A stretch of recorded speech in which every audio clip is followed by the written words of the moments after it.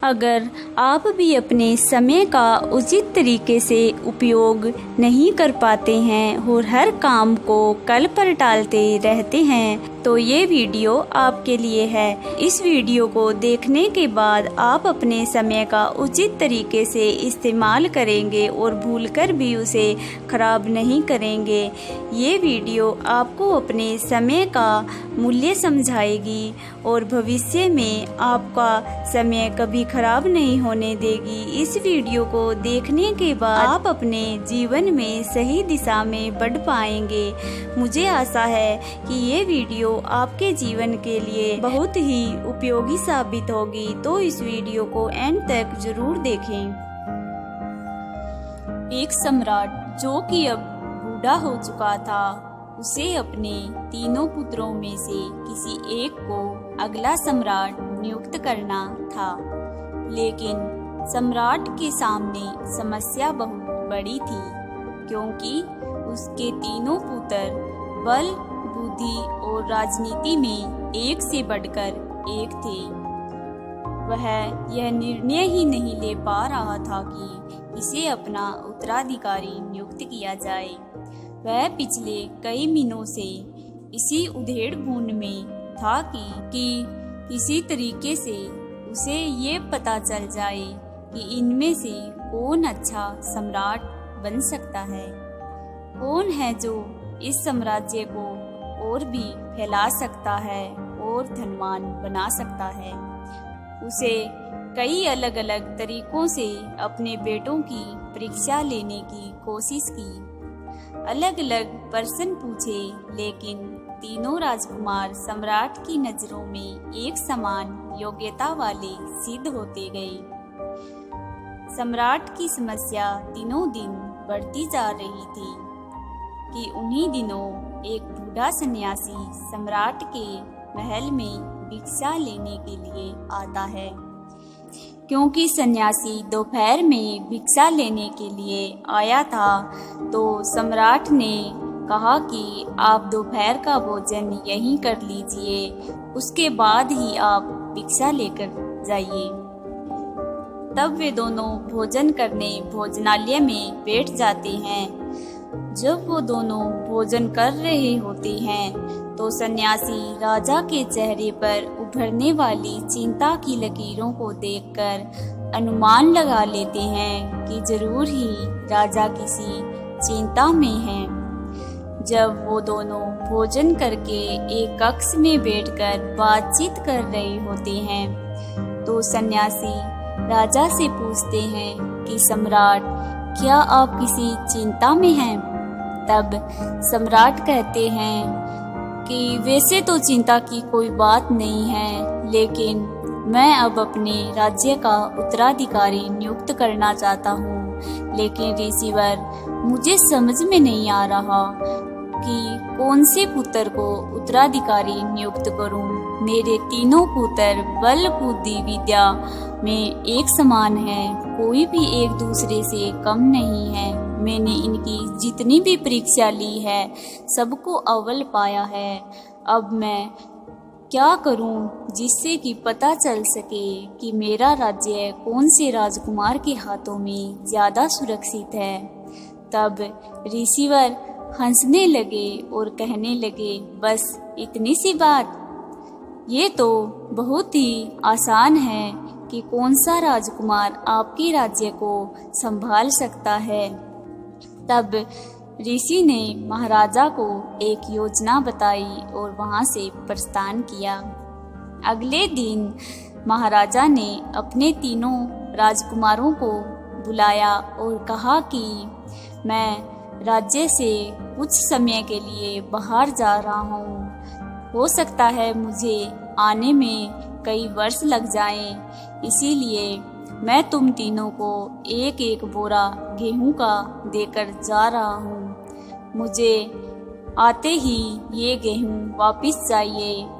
मैं आते ही देखूंगा कि ये गेहूं सुरक्षित है या नहीं। तुम्हें किसी भी हालत में इस गेहूं के बोरे को सुरक्षित रखना है। ये बीज मुझे वापस चाहिए।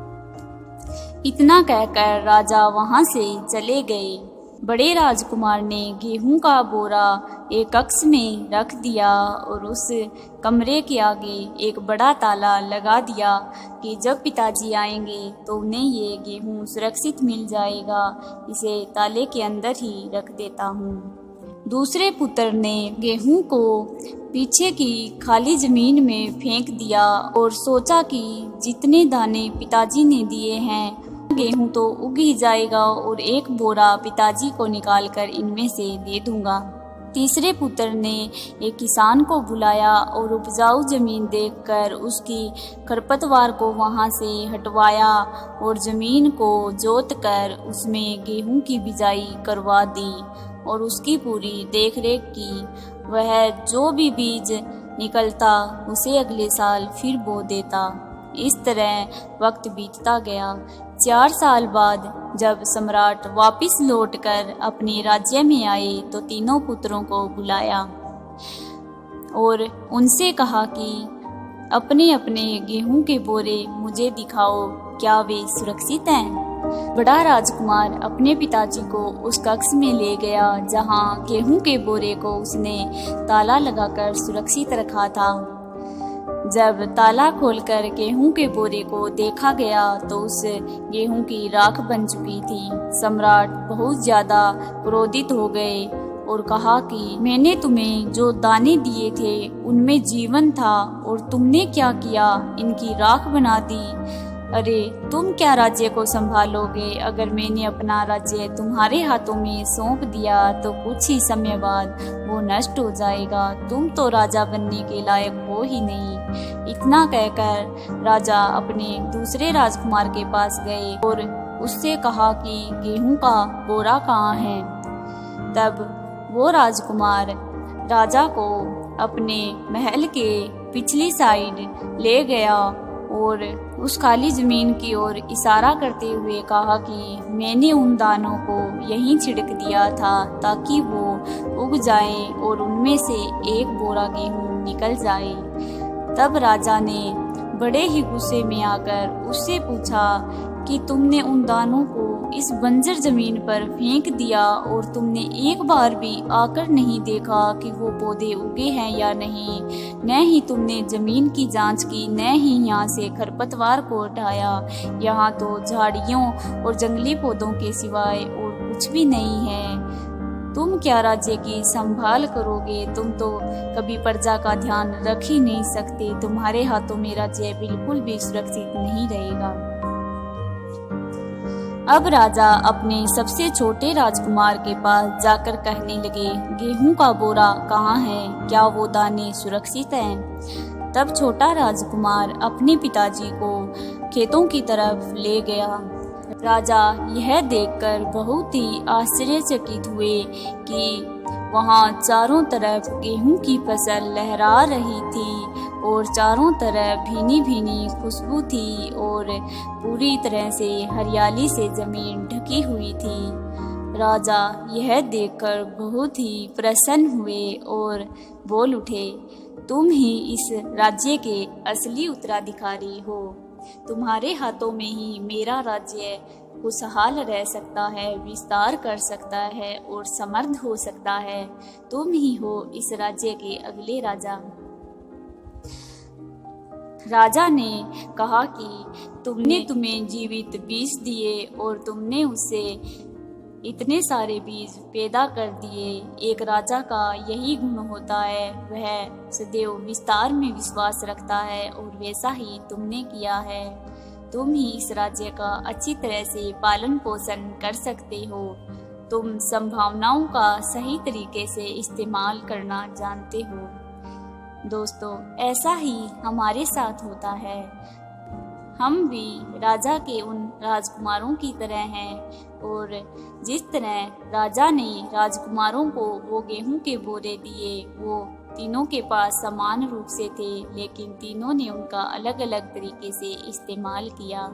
उसी तरह हमें भी एक समान समय मिलता है और हम भी उनका अलग अलग तरीके से इस्तेमाल करते हैं। तो जिस तरह से बड़े राजकुमार ने गेहूं के बोरे को ताले के अंदर रखकर 3 वर्षों तक संभाला ही नहीं कि उसका क्या हुआ, उसी तरह कुछ आलसी लोग पूरे दिन अपने समय को खराब करते रहते हैं और सोचते भी नहीं कि इस समय का किस तरह से सही तरीके से इस्तेमाल किया जा सकता है। और कुछ लोग दूसरे राजकुमार की तरह समझते तो हैं कि इस समय का किस तरीके से सही तरीके से इस्तेमाल किया जाए, लेकिन वो पूरी रणनीति और योजना के अभाव में अपना वक्त नष्ट करते रहते हैं और पूरी रणनीति न होने के कारण जीवन में सफल नहीं हो पाते हैं। लेकिन कुछ लोग छोटे राजकुमार की तरह समय का उचित तरीके से इस्तेमाल करते हैं और जिस तरह से राजकुमार ने जमीन को पूरी तरह से जांच परख करके बीजों को उसके अंदर डाला, उसी तरह कुछ बुद्धिमान लोग अच्छी तरह से योजनाओं का लाभ उठाते हुए और पूरी रणनीति के साथ उस योजना के मार्ग पर चलते हुए अपनी मंजिल को प्राप्त कर लेते हैं। जो लोग पूरी रणनीति के साथ अपने लक्ष्य की तरफ बढ़ते हैं, उन्हें सफल होने से कोई नहीं रोक सकता। हमें भी अपनी पूरी रणनीति और योजना के साथ अपने लक्ष्य को तय करके उसकी तरफ बढ़ना चाहिए। ऐसा करने से हम निश्चित ही अपने लक्ष्य को प्राप्त कर सकते हैं। इसीलिए फ्रेंड्स, आज चुनाव आपको करना है कि आपको कौन से राजकुमार की तरह अपने समय को सही तरीके से लगाना है।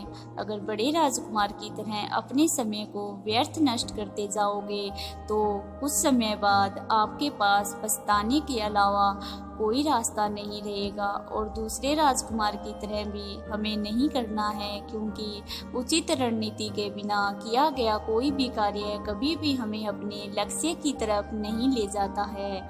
छोटे राजकुमार की तरह हमें अपने समय का पूरी तरह से अच्छी तरीके से इस्तेमाल करते हुए अपने लक्ष्य की ओर पूरी रणनीति के साथ बढ़ना है और अपने लक्ष्य को प्राप्त करना है।